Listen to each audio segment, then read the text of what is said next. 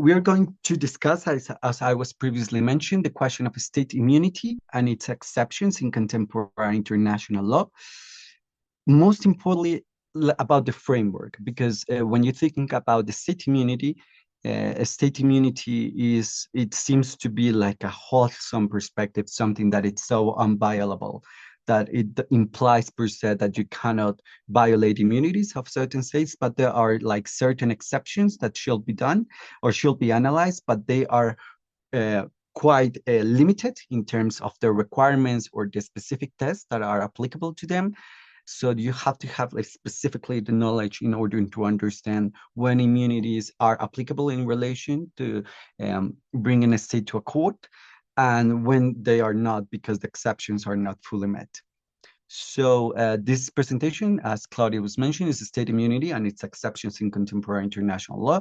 Especially, we are going to do it in an advanced framework for moot court analysis, but I'm going to do a disclaimer prior to entering into the subject matter, is that, as you know, we are prevented, pursuant the rules of the Jessup competition, to give any specific answer or address any specific question related to the specific facts of the case, as well as the theoretical discussions that are going to be presented of the case.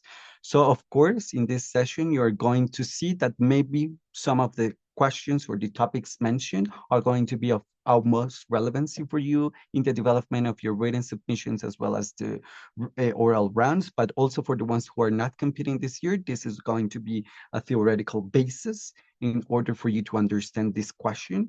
So please, if possible, prevent yourselves from asking any question in relation specifically to the facts of the Jessup 2026 problem or the 2026 case, but more rather, if you wanted, we could discuss in the last part of the session more like general aspects about the question of state immunity. So the agenda for, or the items that we're going to address today are the foundations of state immunity. Foundations of state immunity. We're going to do a brief distinction between the state immunity from state responsibility. We're going to define what is the concept of the state and the role of state-owned enterprises, or SOEs, exceptions to state immunity. Especially, we're going to talk about the commercial activity and the territorial tort exception. Some questions or strategic considerations for moot court analysis whenever you are pleading essentially to a court, how to address the questions of immunities from a state and how to construct properly an argument that refers to this specific subject. We're going to address specifically then the commercial activity exception under the framework of the United Nations Convention of States' Immunity on their properties, as well as the concept of delegated authority.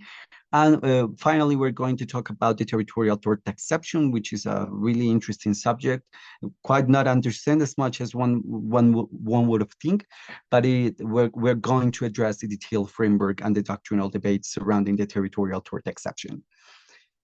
So the foundations of state immunity in international law is, we're going to address, first, what is the state immunity concept, the sovereign equality principle, as well as the international law foundation of this specific concept of a state immunity. So in terms of the foundations, to argue immunity, you must effectively understand the DNA of what should be considered a state immunity. At the core, state immunity is a rule of international law that prevents one sovereign state from being sued in courts of another. Essentially, that's the premise. And it's derived from the Latin maxim, parem parem not habet imperum, which means that equal states have no authority over each other. However, this may seem problematic, especially due to the contemporary questions of international law, in which you may have possible breaches of international law, and immunities may seem or may be perceived as prescriptions of those specific breaches, or like this sense of impunity whenever states commit a specific crime. Then the question in international law, is there any possibility whatsoever in order to kind of not to uphold that immunity and bring an state to a court, even domestic courts? So the foundation of this principle at the beginning of like the history in which was developed was to prevent states from adjudicating cases in domestic jurisdiction related to the acts or omissions of third states that are involved in the specific commission of a type of conduct. The question, which and later was addressed by the United Nations, especially under the premises of the United Nations Charter, is that, for example, if a German court judge decides upon specific actions of the government of Italy or vice versa, it is asserting in somehow authority over the other state. That will violate sovereignty of that state. Therefore, you have to establish a specific set of rules in which states are prevented in engaging in such type of action. So in essence, the legal core of the state immunity is derived from the principle of sovereignty of the states. So now, in terms of the historical evolution from state immunity, and we're going to do a little bit like of a historic review in relation to how this principle was conceived. Originally, there were in history, in like the, let's say, the time framework of the question of immunity and the principle of a state's immunity from domestic jurisdiction, there have been like three theories surrounding this concept. The first one was the question of absolute immunity, in which states were originally conceived as to have complete immunity whatsoever from any legal jurisdiction in all matters under the doctrine of being absolute, because the questions of one state shall be deemed or deemed in each specific state and should not be the concern of another state. But then situations arose in which specific questions involve transnationality of the actions of a specific state or involve directly or indirectly a third state. Then there was a shift of thought in relation to how to conceive immunity, and then we come to the question of restrictive immunity. The doctrine evolved in some sort of way in order to limit this application of absolute immunity, especially whenever the actions of their state were committed in private capacity, or whenever the state didn't engage in actions of sovereign character, but rather the actions of the state were considered to be, in essence, something commercial or even in private, like nature. And this is of economic relevance because the vast majority of the states around the world engage in commercial transactions which are not considered or deemed to be within the sovereign powers. Remember that a state has the capacity to exercise actions which we call acta iure imperi, which are actions that by its nature refer to the public powers of the state. But also the states, in order to maintain economic sustainability, engage in private transactions or commercial actions. Then the question that comes with the restrictive immunity theory was to whether the specific actions committed by the state, whenever they were doing in private capacity shall be subject to immunity. And the possibility and the conclusion derived from it was precisely the opposite. We should only apply specific actions to be subject to immunities whenever they are committed in full public powers or full public capacity. Because if they are done in commercial transaction, it implies that per se the state is acting like a private entity. And the state may manifest those actions, those commercial transactions, through different set of actions by its own agencies, but also creating specific enterprises. And that's the question that we're going to address later, which is what is the case of state-owned enterprises. But that's the core of state immunity. Increased state involvement in economic activities drove restricting immunity and allow for commercial dealings as well. So what is the status of and the significance of the United Nations Convention on Jurisdictional Immunities of the States and the Property? Our primary text today was derived from a draft presented in the framework of the United Nations that then became a treaty, which is not entering into force yet, which is the 2004 United Nations Convention on Jurisdictional Immunities of the States and their Property, which we'll refer as UNCSI. The question about this specific treaty is that it formalizes the rules on state immunity, providing a clear or a triad of clear legal framework recognized internationally. But the question is, as I mentioned previously, it didn't have the expected impact as the states desired while negotiating this specific treaty.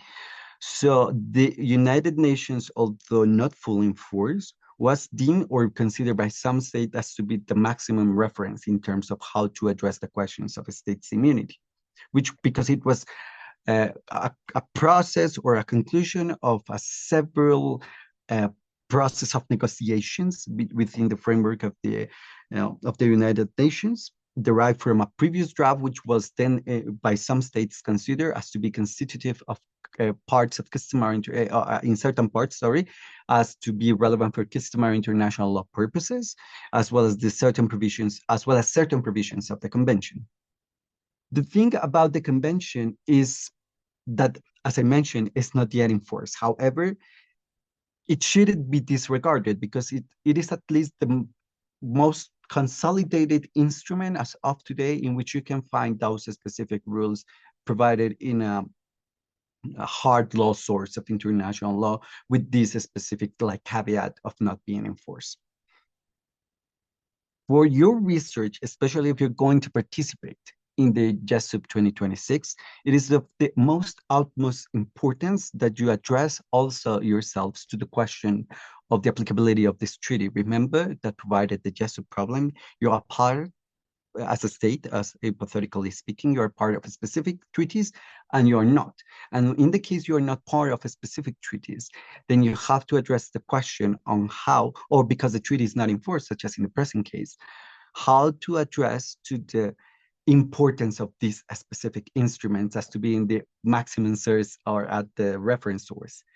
And this is also because we are going to analyze further the decisions, judicial decisions and arbitral decisions of relevancy in which the concepts of the United Nations Convention were of relevancy in order to take or make the decision-making process.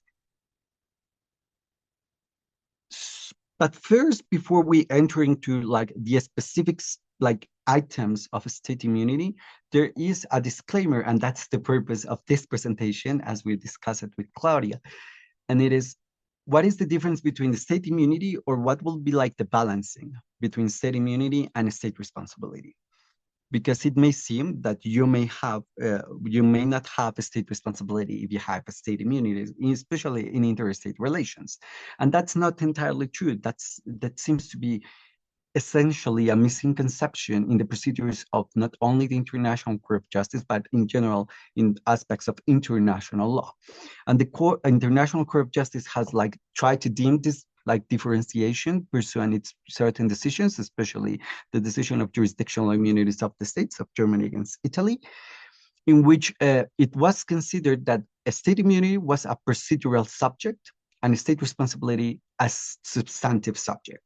State immunity acts as a procedural barrier, preventing courts from hearing cases against the states in the perspective of the ICJ and also in the most accepted perspective. But also, in terms of a state responsibility is a hardcore part that involves substantive legal rules in order to address whether an act or omission is attributable to one state and whether such a specific action traduces itself as to a breach of international law. So, for example, as I was telling you previously, the Germany against Italy decision of 2012 in relation to immunity as to be a bar to jurisdiction, in the perspective of the International Court of Justice, it was confirmed that state immunity applies despite allegations of serious human rights violations. Immunity is considered per se as a first step procedural barrier in which a jurisdiction is prevented to be upheld regardless of the substantive merits of each claim. Just give me 1 second, please. In relation to rules of attribution and the interplay between responsibility and immunity, rules of attribution are considered pursuant the articles of state responsibility for internationally wrongful acts adopted by the International Law Commission and presented, well, not adopted necessarily, but rather took note by the General Assembly of the United Nations as to being rules that specifically define whenever a specific action, it should be legally imputed to a state under international law. Those rules are conceived between Rule 2nd and Rule 11 of the Articles on State Responsibility for Internationally Wrongful Acts. State responsibility as an individual component arises when attributed specific acts constitute breaches of international obligations leading to claims against the state.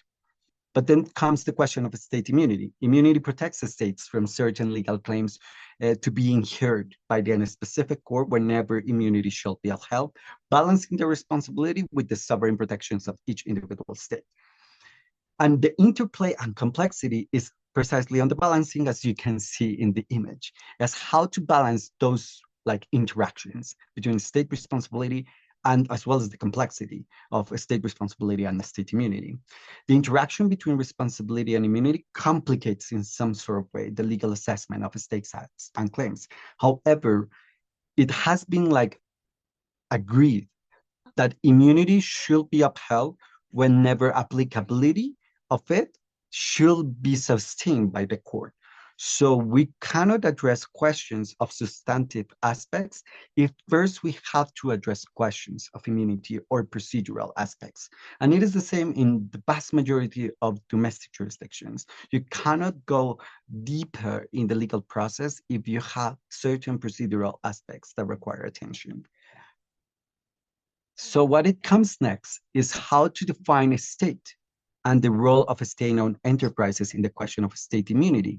And this is of most important significance because as I was telling you previously, you can attribute actions of individuals in relation to being committed by the state itself, pursuant the rules of attribution. But then comes the question, which specific actors or under which specific circumstances a private actor or even actors with mixed nature, such as, for example, actors of a state-owned enterprise, a fully state-owned enterprise in which the state is the one that constitutes and capitalizes a specific enterprise, and therefore it is considered that this specific company or that specific company belongs to the state. And in connection to the question of commercial actions, which specific actions of this type of actors are subject or not to immunity. So we have legal criteria for determining state entities under United Nations Convention on State Immunities pursuant Article 2(1)(b) of such treaty. And such article defines the state entities based on aspects of control by the government and the entity's function. And this is going to be relevant because in order to address when a specific immunity shall be upheld or applicable, you have to address the specific circumstances of the entity as well as the action that it is subject or pretended to be subjected to immunity. The first relevant aspect is control by the government. A state control over an entity determines its classification under the United Nations Convention for immunity purposes. So the perspective of this treaty, there is a functional role or a functional test that should be analyzed or should be tested in order to determine whether the functions performed by an entity are crucial to establishing its status as a state entity under Article 2(1)(b). The classification under such article affects whether the state-owned enterprise particularly receive immunity protections, because then you may have situations in which a specific state entities pursuant the functions or the functional test are not subject to immunity at all because they are considered to be commercial in nature. Let's take a look, for example, to specific states in which certain state-owned enterprises engage purely in commercial transactions, as contractual states in relation to mining processes, but also to the sale of medicines or any type of specific safeguards that can be usually be perceived as well in the private sector. Let's say, for example, medicines, foods, and other type of goods and services that could be as well be provided by privates. But this is complex as well, because then you have functions that could be mixed. Let's take a look, for example, to the function of security. Usually the role of security, providing security for your own citizens, is a function of essentially of the state, should be considered within the acta iure imperii aspect or within the sovereign powers of the state to exercise immunity. But usually you have in the states that the functions of security are outsourced and they are performed by third parties, private third parties. In those specific cases, especially whenever the sole function of that specific entity is to provide security, the actions per se should be deemed or be considered as to be within acta iure imperi, and therefore immunity will apply. But the question is that in order to engage in such a specific public function as providing security, the third actor as well engage in private actions, such as signing contracts, uh, buying material, for example, providing the specific members of the security personnel with private material in order to exercise their functions. And that's when the rules of the decisions, especially arbitral decisions and the International Court of Justice decisions, take relevance, because then you will have to separate which specific action is the one that is going to be assessed in order to determine whether immunity applies or not. So let's move on to the status and immunity claims of state-owned enterprises with independent legal personality. In vast majority of countries, state-owned enterprises operate commercially while remaining under state ownership. Let's say they engage solely in commercial actions. They do not engage in specific public power functions, blending public and private sector roles. Independent legal personalities also constitute in the vast majority of services that are provided by the state-owned enterprises. So the state-owned enterprises possesses independent legal personality in the vast majority of situations, allowing them to enter directly into contracts and conduct businesses and inversions or actions of investment that will allow them to separate from the state. They have their own capital, they administrate themselves, they could engage and administrate respectively their funds. So that will affect directly the relation within the state, because they are acting like separately from the concentration of powers within each individual state. So in the state-owned enterprises, as you may conclude, the question of immunity is more challenging, because the scope of immunity for state-owned enterprises is complex, especially concerning acts beyond sovereign functions during commercial engagements. Because as I told you, you may have actions that or state-owned enterprises that pursuant the nature of their actions may mix their functions. They will have certain actions that could be considered within acta iure imperi or be within the public powers of one state, but then you will have within the very same state-owned enterprise actions that are purely private or commercial in nature. So one of the cases of a study that tries to address this complex situation is the case of BUCG against Yemen and the structural versus functional approach. The structural question of the structural versus the functional approach, sorry. So the structural approach in order to determine whenever a specific state-owned enterprise shall be subject to immunities is the first one, that by pursuing a structural test that focuses on the ownership and formal status of the state-owned enterprise for immunity application.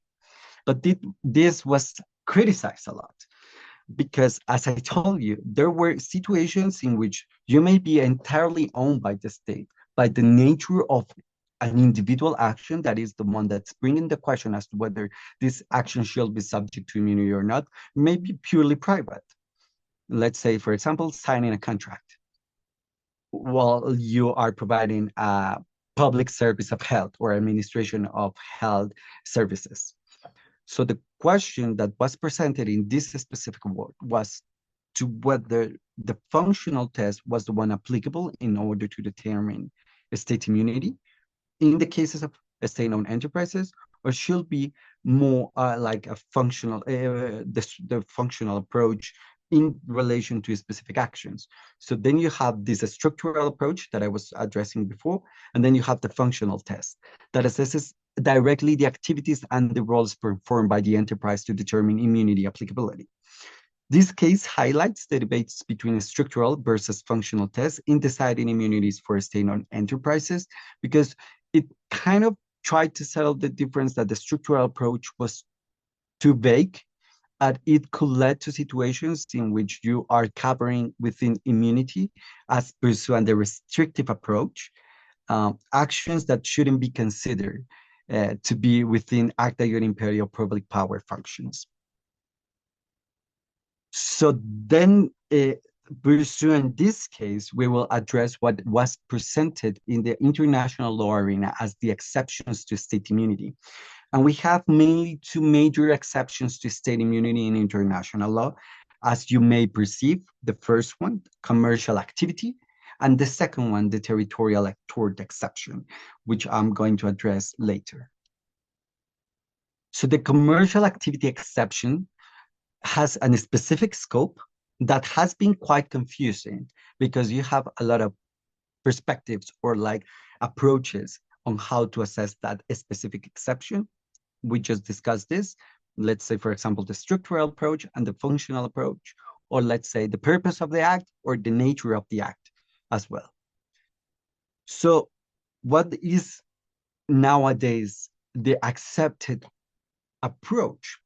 And the question is that there is no clear answer to that because you have plenty of cases which go to each or the other, depending the specific circumstances of the case.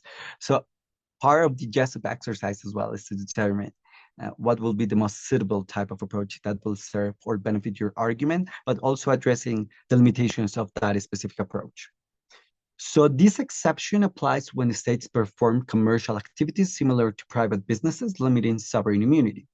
The rationale behind the exception is in order to balancing sovereign rights with fair legal treatment that ensures that all states are accountable in commercial disputes. And that was entirely the essence, because if you cover commercial disputes subject to immunity, that will difficultly address the relations between states. So the purpose of the commercial activity exception was in essence balancing commercial relations within states. It was not necessarily entire as to one that breach a specific obligation, but rather a more general like perspective of we should be treated even in the same perspective as equals while we're dealing in commercial functions. The application is kind of disputable because the courts applied this exception to adjudicate disputes involving state commercial activities fairly and transparently. But at the same time, many states criticize the approach because they consider that if the action is engaged or done by the state, they shouldn't be subject to jurisdiction because immunity should be applicable. The territorial tort exception comes more like in development of the Article 12 of the United Nations Convention on the State Immunity and the Property.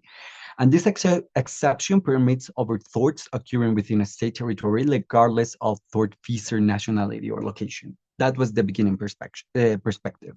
Article 12 of such convention provides that under the basis of special missions outlines that legal basis for the territorial tort exception in international law should be deemed in relation to whenever an injury is committed in a specific state pursuant the actions of another state, immunity should be revoked.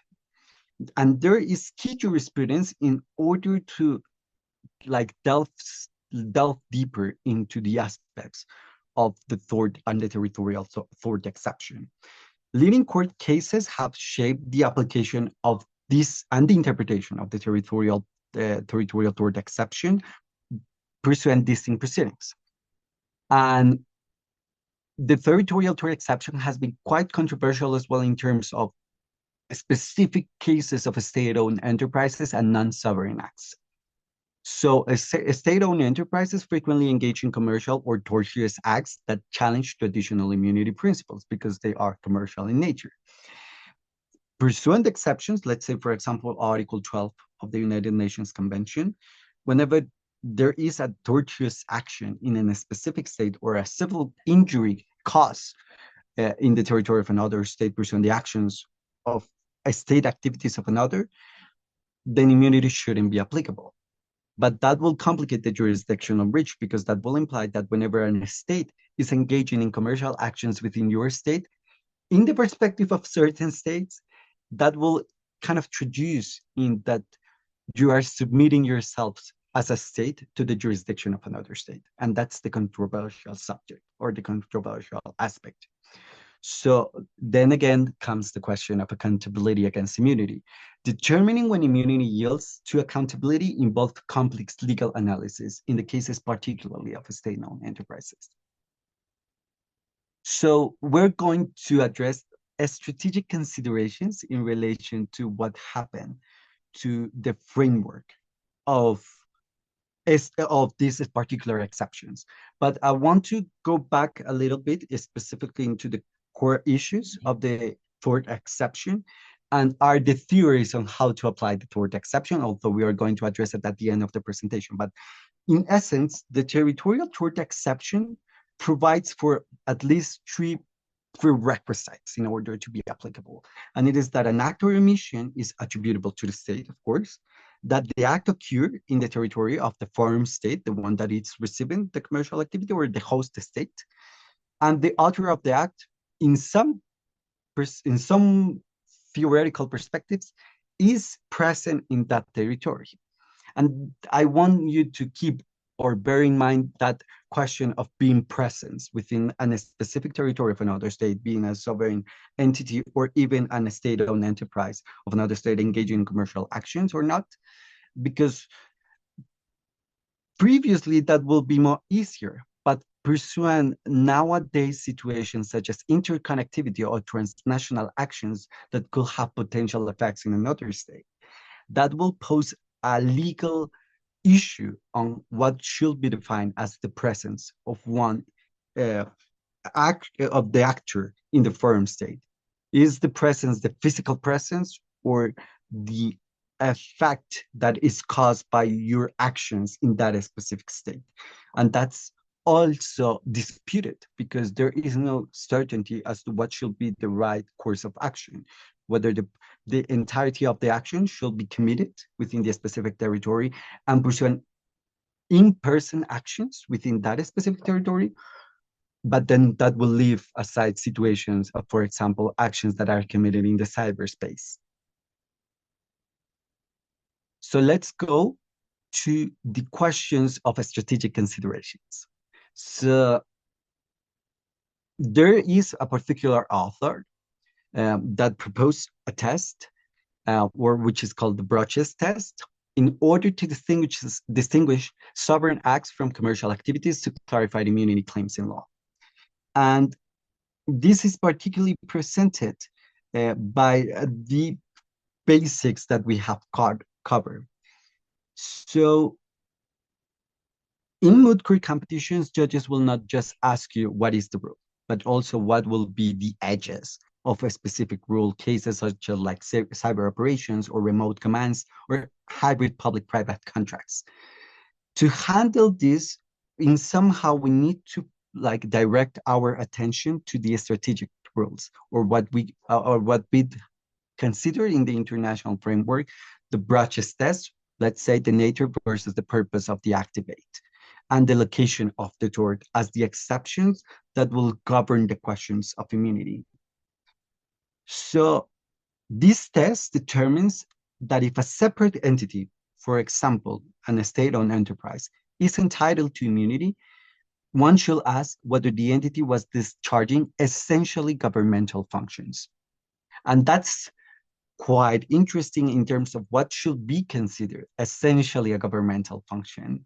The articles on state responsibility pursuant Article 5 of which dealt to the question of attribution of delegation of public functions or public powers, or acts that were committed within public powers capacity by a third party, which is not necessarily an official member of the state, could be attributed to the state in which delegate the public function or the public power. And the major example for this is, as we discussed previously, the question of security. Whenever I delegate certain quintessential functions that belong to actions per se of the state, like securing the safety of my citizens, and those actions are engaged or performed by privates pursuing a delegation by law that the specific states authorizes, then it should be considered that the actions of those privates are part of the responsibility or attributed to the state. But then it comes the question, if they are attributed to the state, they should be considered subject to immunity. And the question is not necessarily. And the answer, sorry, is not necessarily, because as we address in the first part of this presentation, one thing is the attributability of the action, and the other thing is to whether the specific action itself should be covered by immunity. And that's the interesting part. So you have to address those situations. But if I ask you what should come first, of course, the answer should be, then I have to analyze directly the action. Then I'm going to analyze whether the action is attributable or not. So First, you have to consider what is sovereign acts and what are commercial acts, or what we call acta iure imperi or acta iure gestionis. Acta iure imperi that are acts that by its nature are only or usually within the public powers of one specific state. Issuing a passport, for example, running a prison or deploying an army, if the entity does it, if a specific third-party entity does it, it should be considered that these actions by its own nature, because they are quintessential functions of the state, should be subject to acta iure imperi, and therefore question of immunity, or the question of immunity, should be of the relevant importance in terms of procedural aspects, because one may think that these actions may be subject to immunity. Then commercial actions, or acta iure gestionis, are acts that are normally engaged by private citizens or private entities, or that they could usually be performed by entities, and that usually do not translate or refer to actions that are engaged on by the state in order to exercise its sovereignty. Let's say, for example, renting an office, or buying fuel, or hiring a janitor, or even hiring a specific personnel to engage in specific actions. So then the question is it possible that I have a state-owned enterprise or an entity that pursuing the functions which are delegated or entrusted to it, engage in both sovereign acts and commercial acts? There was, in part of the history of international law in relation to immunities, a debate as to whether, if the function itself intends to be part of the sovereign powers or the public powers, that should be considered at all times that every action surrounding the pursuance of such a specific function has to be acta iure imperi. And if it's considered acta iure imperi, then it kind of translates in its immunity. But then there was another sector that says not necessarily, because you can't have iteration or like coexistence of multiple of actions that do not necessarily amount for granting or awarding immunity. And that's what we are going to address later as to the nature and the purpose of the act test. So in order to analyze attribution in complex facts patterns involving state-owned enterprise, first, you have to consider this. Determining whether the acts of a state-owned enterprise are legally attributable to the state is critical for the legal disputes, but also how that will impact immunity claims. If you kind of consider that the action is attributable, then you have to address what is the action itself translating, an action within acta iure imperi or an action within acta iure gestionis. So attribution analysis influences and it's correlated to claims of immunity by linking, for example, a state-owned enterprise's actions to states' prerogatives or legal protections. And then comes the complexity of these dispute resolutions. Accurate attribution is also vital for resolving complex disputes involving state responsibility. But I told you previously that one should address first the procedural questions before the substantive ones. But if you have clarity that the action is attributable to a specific state, pursuing any rule of attribution, whether direct attribution or indirect attribution, then it will be even easier to address whether the action is subject to immunities or not.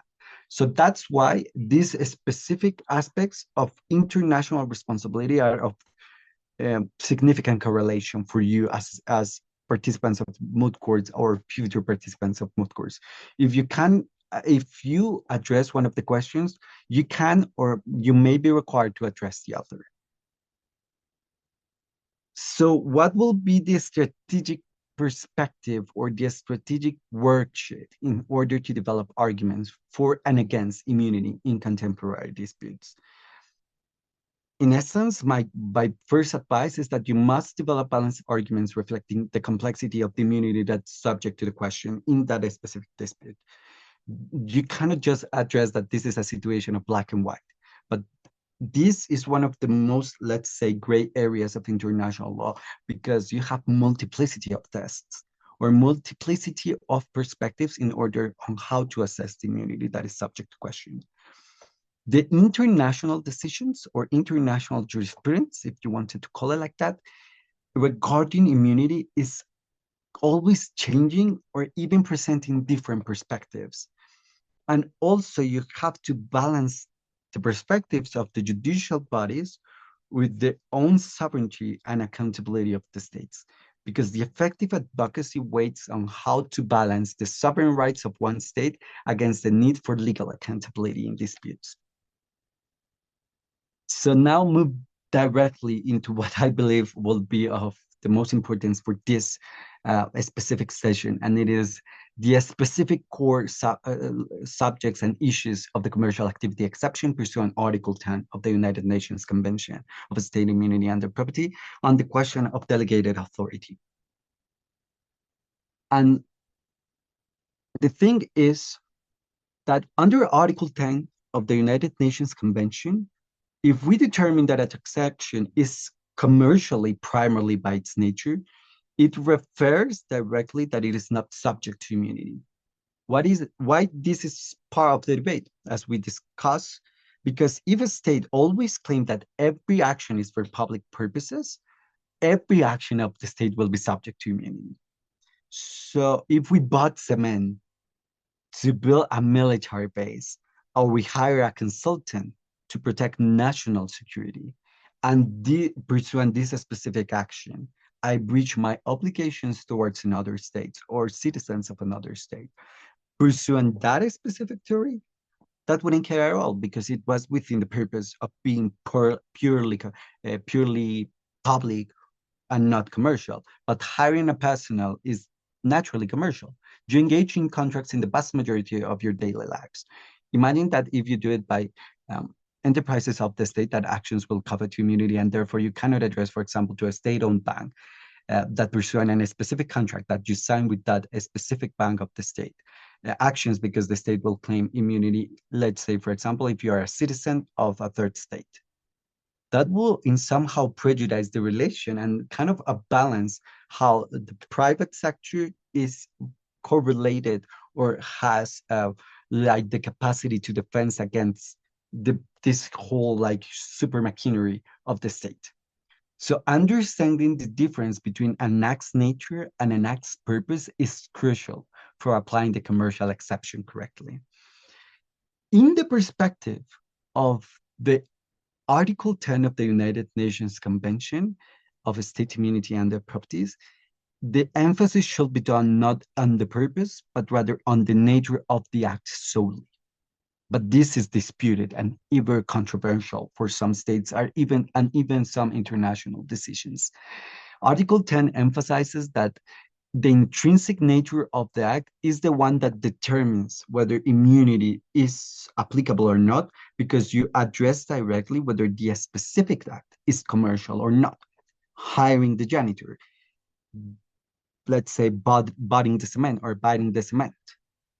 If that action analyzed individually and not within the whole purpose of what is the cement bought, or for example, the janitor hired, the action itself, it's entirely commercial.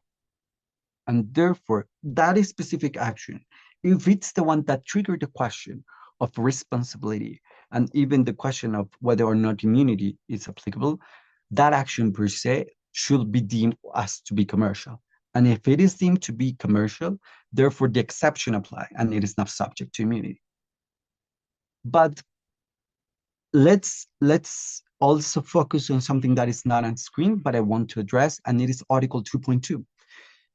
The United Nations Convention, in pursuing this article, tried to compromise in relation to this strict focus, and it is the focus on the nature. But the purpose, in the perspective of the convention, can be relevant if the parties agreed, pursuant a specific subsequent agreements or by their respective domestic laws, that there is, let's say, an agreement that the purpose should be also analyzed in order to make a whole assessment. Pursuant the treaty, what is firstly applicable is the nature of the act test. But the treaty recognizes, pursuant Article 2.2, that if the states agreed that the purpose should be also of significant addressing in order to assess whether the action is subject to immunity, if the states agreed so, it should be relevant, and then it should be discussed in the respective judicial or arbitral forum. But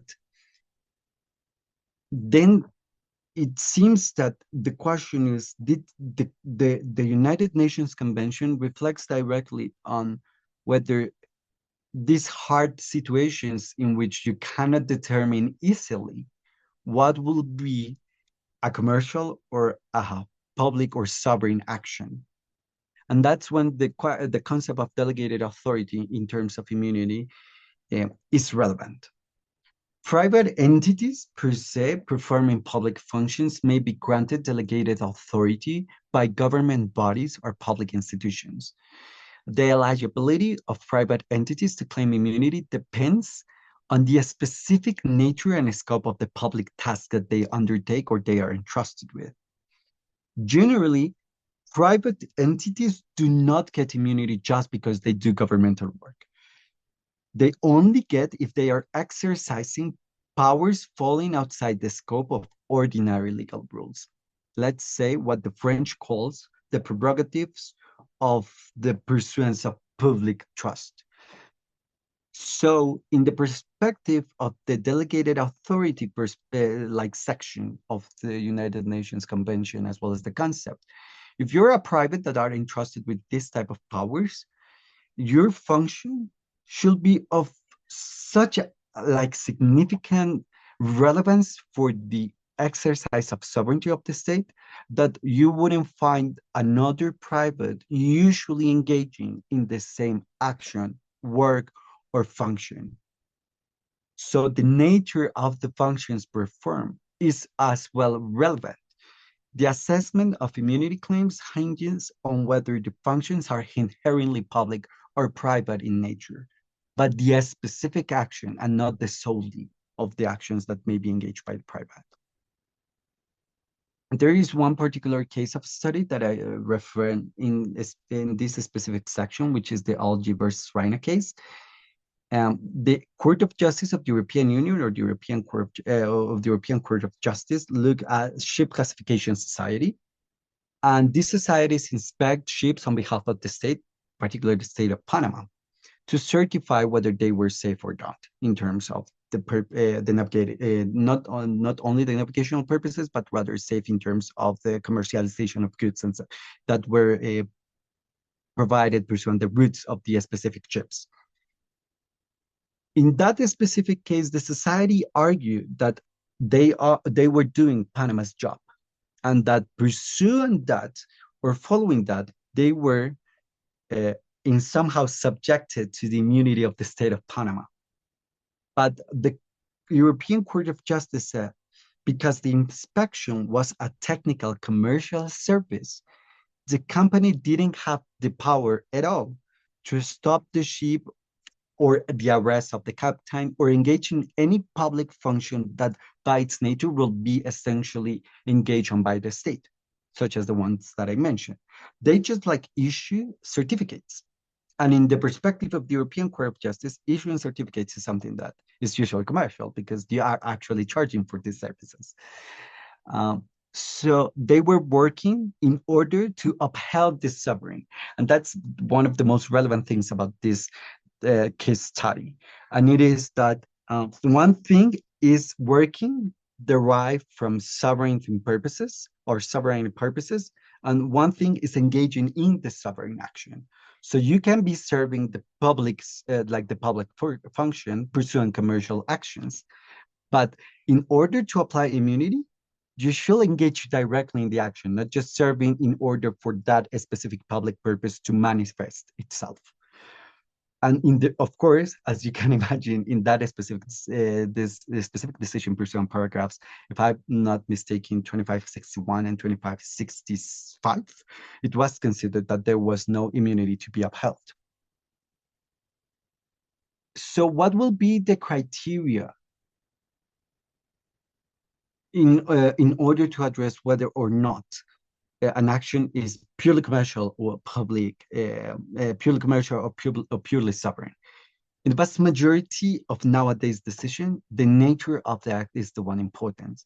But there are some sectors, especially in international doctrine, that consider, and international publicists, that consider that the purpose of the act should be as well be deemed as relevant in order to address the whole context of the situation.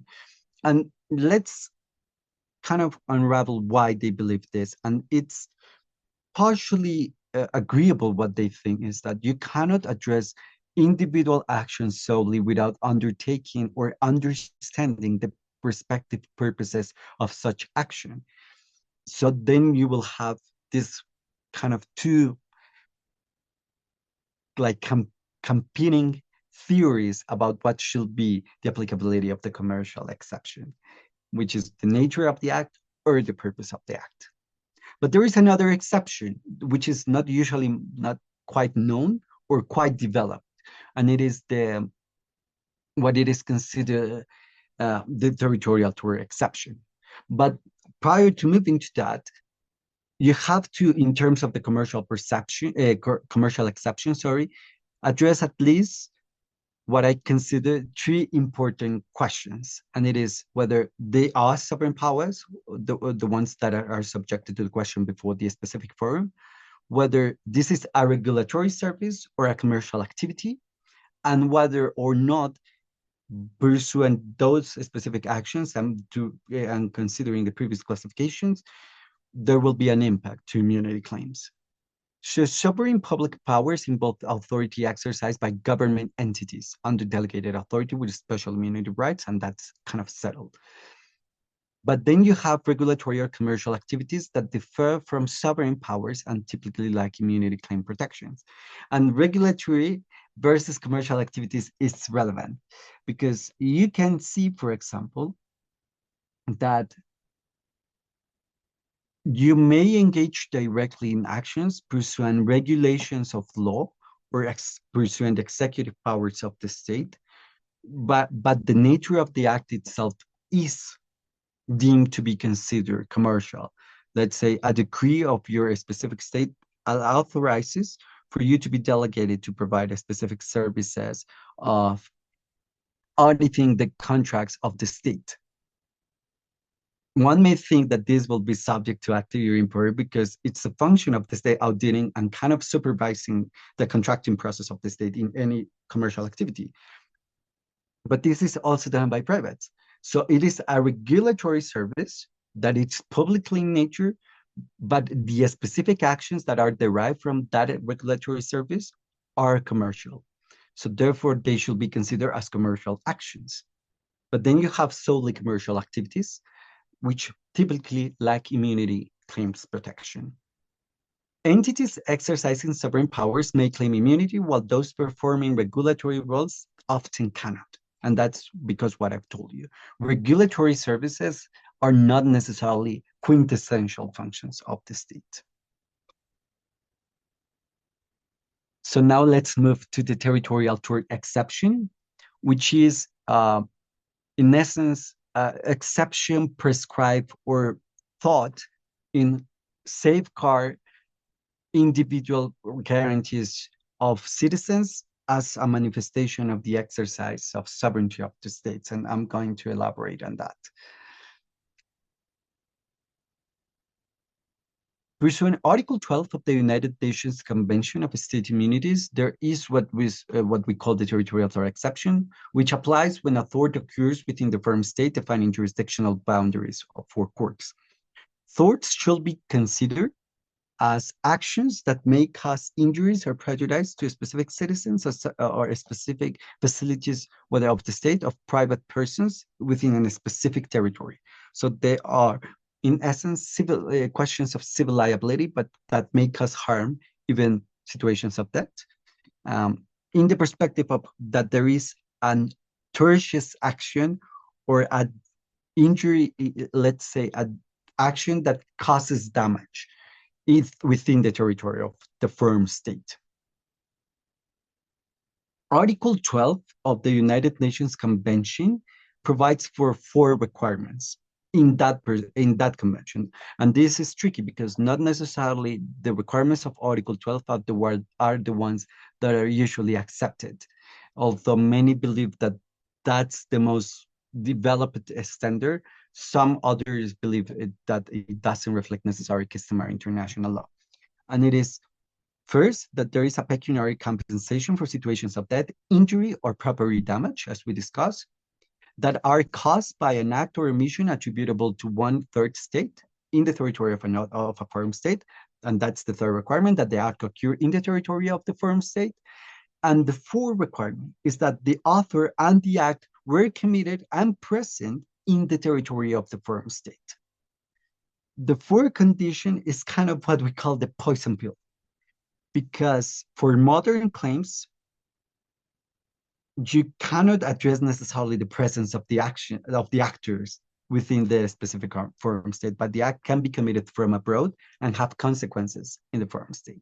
Let's say cyber attacks or cyber security issues, not necessarily cyber attacks, for example, breaches of security or breaches in the protocols of attention of operation of remote services.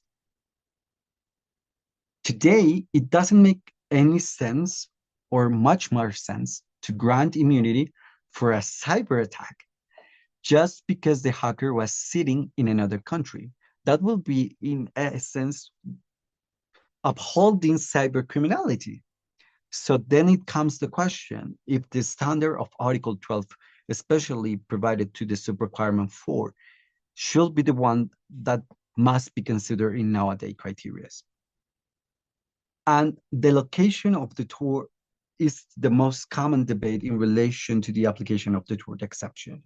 There are divergent court interpretations. Courts vary in defining the exact location as to the tort take place, leading to inconsistent legal outcomes. And this, of course, difficulties making even questions or arguments related to customary international law. The territorial tort exception application depends naturally on the tort's location, affecting the jurisdiction and the legal procedures, and cross-border litigation impact will be significantly reduced if we uphold the requirements of Article 12. So you have certain approaches on how to address or deal with situations of tortious action. For example, the United States and Canadian perspective follow that the entire tort should be committed within the specific foreign state, or what we call the entirety doctrine, the entirety tort doctrine. Both the act and the injury must happen in the foreign state. If the decision was made abroad, immunity applies because there was not entirety of actions committed within the foreign state that will authorize us for engagement in domestic court or even jurisdiction or activated jurisdiction of the domestic forum. Then you have more expansive views, like let's say, for example, pursue national decisions of the government of the United Kingdom or the government of Australia that focus that if the act or any causative act happened in the firm or the injury occurred there, they are more willing to assert jurisdiction. That is, for example, if the act initiated abroad, but the injury was committed within the territory, then the action should be considered as to be within the tort exception. So you have these two different positions: the entirety or the flexible approach, what we call the act approach, or the act doctrine. For example, there is a case of the United Kingdom, which is I refer as the Al-Masri case, in which the court found that putting a spyware on a phone in London was an act in London, despite that the bottom in which the specific spyware or the activation of the spyware was committed in Saudi Arabia. So in the perspective of the United Kingdom, as the injury essentially occurs within the government, within the jurisdiction of the United Kingdom, precisely in London, even though the act initiated in Saudi Arabia, it shall be considered that it was a tortious action, and therefore there was no applicability of immunities. What will be the implications for cross-border torts in contemporary context? The increasing cross-border torts claims highlights complexities, of course, in applying territorial tort exception, because the territorial tort exception, as you may see, was perceived to be entirely territorial. It wasn't at the moment of the negotiation of drafting of the procedures of Article 12 as a question relevant for the international community. Therefore, it comes to the question of what will be the most suitable approach in order to make this type of exceptions applicable in not only being just an exception in paper. The territorial tort exception possesses certain challenges because you will encounter new obstacles, new interpretations amidst evolving international laws, especially in the field of transnational cyber activities, and not necessarily cyber operations, but even transnational providing or providance of services. So you have to navigate in the jurisdictional immunity, of course, as to determine what will be the most effective legal strategy for the approach to be considered. Should we go with like the traditional perspective, or should we try to accept that there is a new arena for international law in which this exception should be reinterpreted? Before we end, I want to give you like general certain conclusions about certain reflections of state immunity and its exceptions. And they are derived from what we've discussed during this session. And it is the initial burden of immunity is in the invoker. That is, the party claiming that a state immunity must first establish the basis of the immunity in the legal proceeding. The claimant's burden for exception is that the one that claims that immunity is not applicable should provide the basis or should weigh the burden of proof in relation to what is the exception applicable. And having said that, you have to identify naturally which state or are you representing, the one invoking the immunity or the one invoking the exception. Understanding who bears the burden of proof is crucial for developing effective legal strategies, because if you're one, you should anticipate to the question of exceptions, but if you are the other, you should anticipate to the question of the non-applicability of the exceptions. Certain theoretical questions that I want to in somehow give to you for you to think about it after the session is you should explore in somehow the evolution of international law and how international law must adapt to regulate a state-owned enterprises effectively and fairly. Also, you have to consider what should be the proper balance between immunity and accountability, and what will be the influence of emerging norms that could shape legal exceptions in enforcement practices for specific sectors. Because you may have developments in which for certain types of actions, the most suitable approach or test has been considered, let's say, the purpose of the act in terms of the commercial exception, or the entirety of the act in terms of the territorial exception. But for other sectors of type of services of action, the other approaches are the ones that are being upheld or considered most effective due to the nature of those specific actions. So it's not necessarily a question of what should be the correct approach, but rather what should be the correct approach in the circumstances that I'm facing.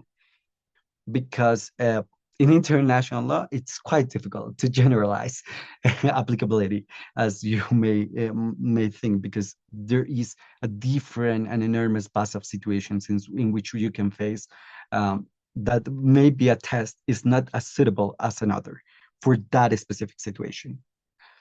And that will be all from my side. I don't know if there is any particular question. Thank you, Oscar. We have some questions in the chat that I will read. So first one says, I have a question I'm not sure I understand. So is acta jure gestionis be an exception to immunity, or just a case where there would be no immunity to begin with? Okay, that's really interesting because I'm going to give you my approach because of what has been dealt by the International Court of Justice. Acta iure gestionis is not an exception. It's a determination of the action itself. But if you can determine that an action is commercial, then you can trigger the exception, which is the commercial activity exception. But you have to address whether or not first the action was subject to acta iure imperi or rather acta iure gestionis. So acta iure gestionis, like legally speaking, is not the exception. The exception is the commercial activity one. So, but of course, in order to determine the commercial activity nature, you have to address whether it was acta iure imperi or acta iure gestionis. But the requirement of the exceptions are the ones that we develop essentially. Of course, first being that it is acta iuris gestionis. Second, that is not usually or like a quintessential function of the state, and also that it serves to uphold public purpose. It could serve to uphold public purposes, but the action itself is not the public purpose or not the public function.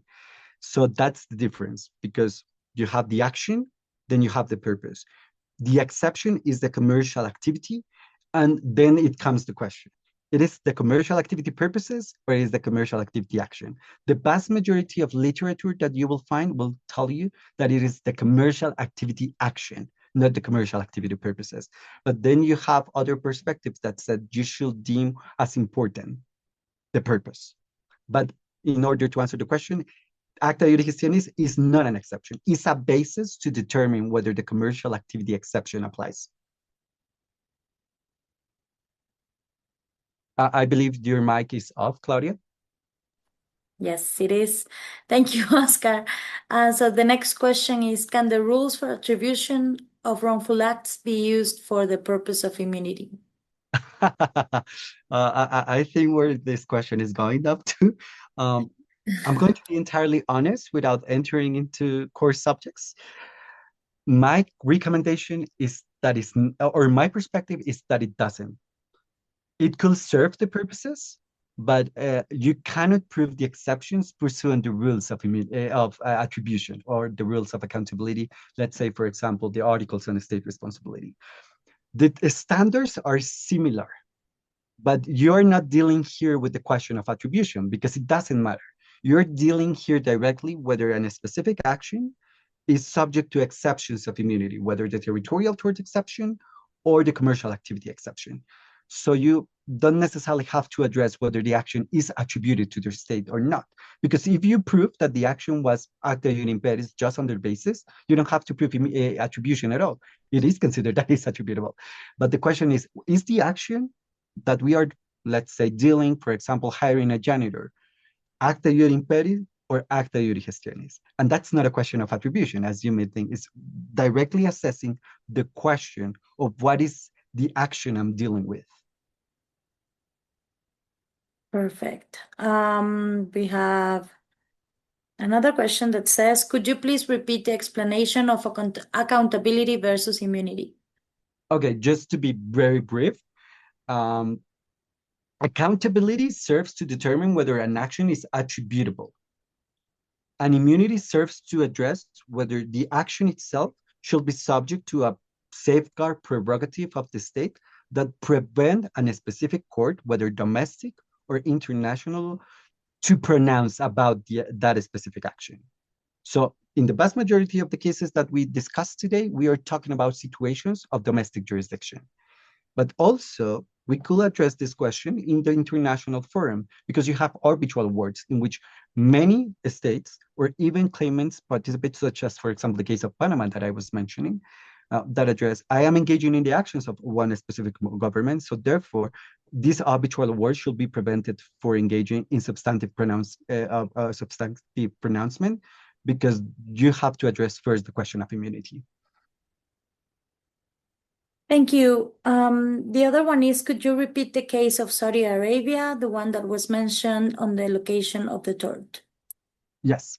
So that case was about an installment of a spyware in London. A spyware is a type of viruses in which you are trying to collect data in order to, let's say, gain some benefit, like blackmailing or extortioning, pursuing the spyware, or engaging in actions in order to affect or receive a specific economic benefit.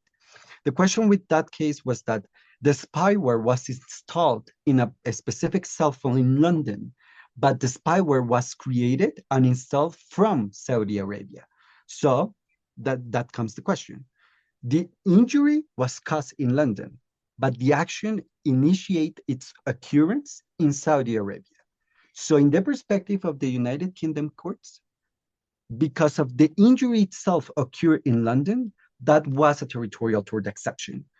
But if you look, for example, the perspective of the governments of, let's say, United States and Canada, the entirety of the action should be committed in London. For example, the spyware should be created allocated and installed in the cell phone in London, not in Saudi Arabia.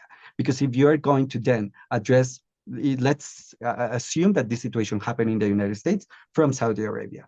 In the perspective of the courts of the United States, that will create a situation of immunity of the government of Saudi Arabia for example, not controlling its own regulatory purposes or not safeguarding that citizens abroad suffer damages from actions occurred within its territory. So that was the perspective of the UK court that, I mean, at the end of the day, a citizen of my own suffer an injury. So why should I apply immunity to that specific state in which the action was committed, and the state didn't engage in any particular action or was negligent in order to let's say control such act from occurring.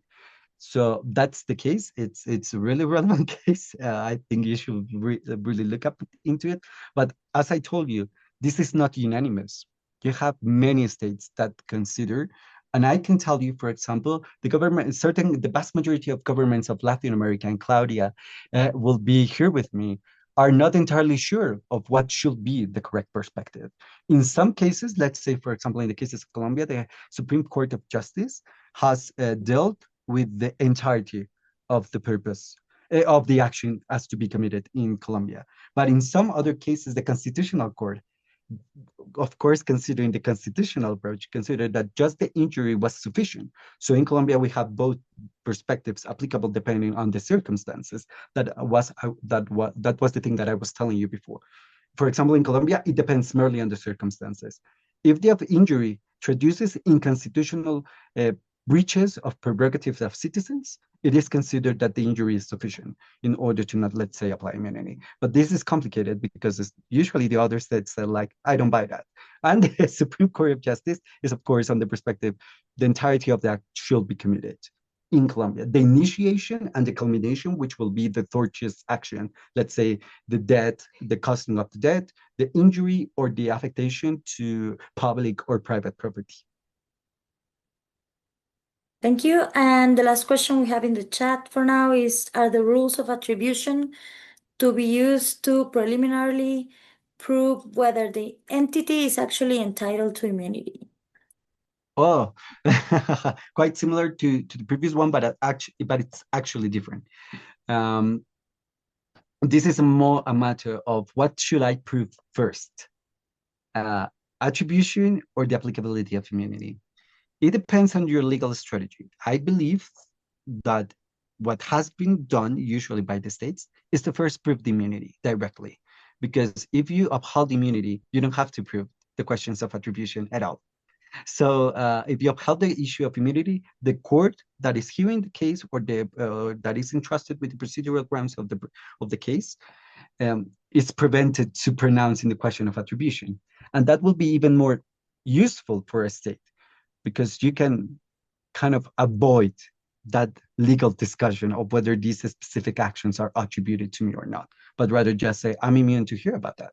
That will imply, of course, naturally, whether the action may be or not attributable. But if you can prove or demonstrate first that immunity is or not applicable, that will set the bar for the discussion of attribution, not otherwise. It's a long, short, like procedural strategy. And we have another question that says, how relevant do you think the ECSI is in relation to current customary international law? Oh, how relevant do I think? Oh, I'm going to pronounce directly on my personal opinion because I cannot give you what what is the objective ground that will kind of give you a significant advantage. But I think it's quite relevant. But the question with the ICSI is that in relation to current customary international law is not significant nor sufficient, because you have multiplicity of practices in different forums. So it could be useful. I don't think it's sufficient. You have to address that pursuant the particular circumstances of each specific case, that the standards developed under the framework of the ECSI are the ones that should be upheld. because they deal with more, let's say, similar situations. But you will find that there are plenty of cases similar to the ones of the Forum of the European Convention, that actually uphold the different approach perspective. And that's the case, for example, of the government of Canada. So it's relevant in order to develop. I don't think it's sufficient. And that will be my comment in that regard. I hope I answered your question. I believe was made by Valerie. But yeah, I don't think it's sufficient, unfortunately. But that's the question of customary international law, especially with these exceptions. They are not as too demonstrative as one may desire to be. And let's be honest, if that would be the case, the Jessup problem or the moot court problems in general would be so easy. Yeah. There would be no case. There will be no case at all. It would be only an exam. but yeah, I think it's relevant partially. You have to go with a much stronger practice, but it's relevant. It's not sufficient. It will be not determinate, especially as judges ourselves. Claudia and I will be quite inquisitive of why it is sufficient. But it's a good, in order to close, it's good that you have the developments because they are relevant. But you, like I said, you have to address why they are the ones that should be upheld as deemed or relevant for the purposes of the International Court of Justice or the firm in which you are addressing the question of immunity. Because then you will have, or you will find yourself and your respective teams with different approaches that have been sustained in different domestic forums. Especially, I recommend all of you, and without giving any spoiler whatsoever, to look upon the decisions of the European Court of Justice in relation to state immunity within the European Court of with the European Union, because they tried to do an effort of kind of create a consistent approach within the European framework.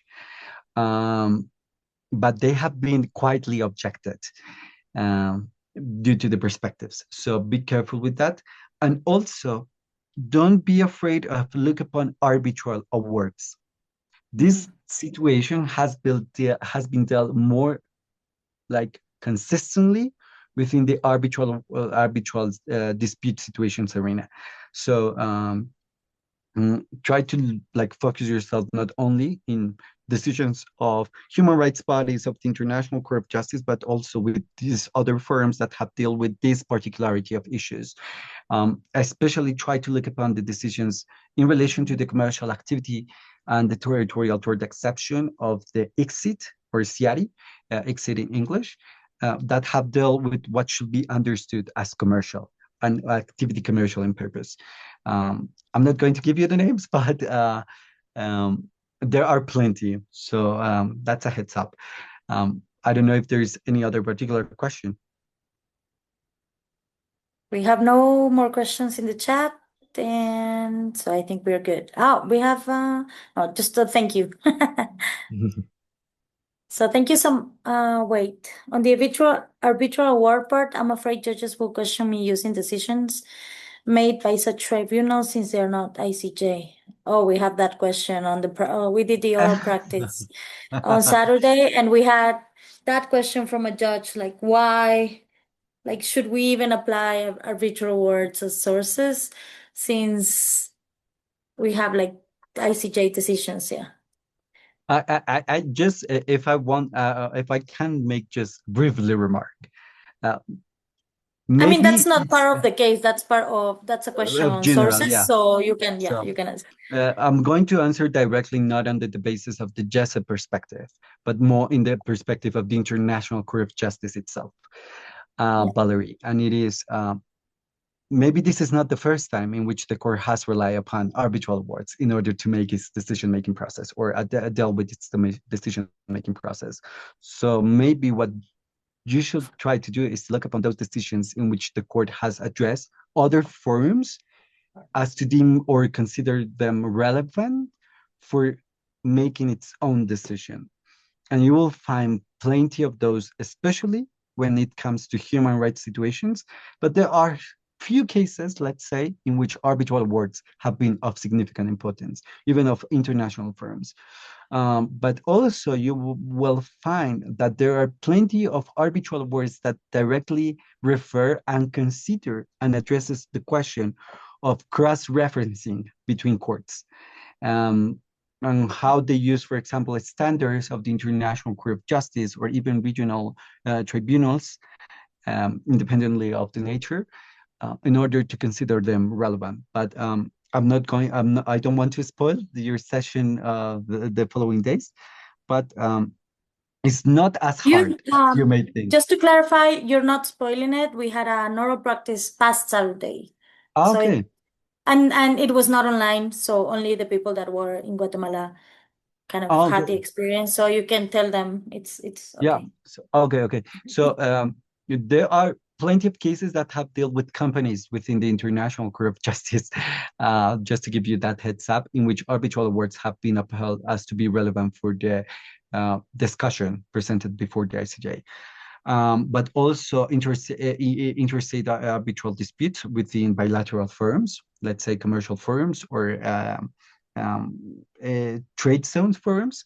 And the International Court of Justice is not the only international tribunal that has referred to arbitral awards in order to consider the importance of them in the decision-making process. Let's say, for example, ITLOS, or the International Tribunal of the Law of the Sea, within the United Nations Convention on the Law of the Sea.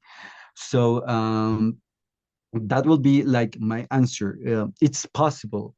And I don't know if I'm supposed to say this, is quite general, but usually the cases of moot courts are not necessarily based upon discussions within the classic firms of international jurisdictions, let's say the International Court of Justice or the European Court of Human Rights, or the African Commission of Human Rights and People, or the Inter-American System, or any other type of relevant like traditional firm, or the International Criminal Court, or the ICC, sorry.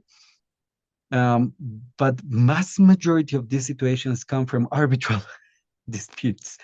So that's kind of the essence of what you're presenting. But also bear in mind what are the sources for the International Court of Justice pursuant the statute, and how you may classify an arbitral award within those sources, because that question has been already dealt with. And what will be the legal value of arbitral awards? But there is a legal value, at least a minimum legal value.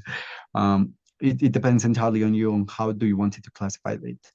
But it's usually accepted as one of the specific sources of international law, but for some it's not, because it may pose questions as to if arbitral tribunals are judicial tribunals. So what will be the purpose of the statute in terms of what is judicial and what is a tribunal with different powers of exercising jurisdiction? So be really strategic on that. But that will be like my answer. I hope it's useful, Valerie. Yeah, but yeah.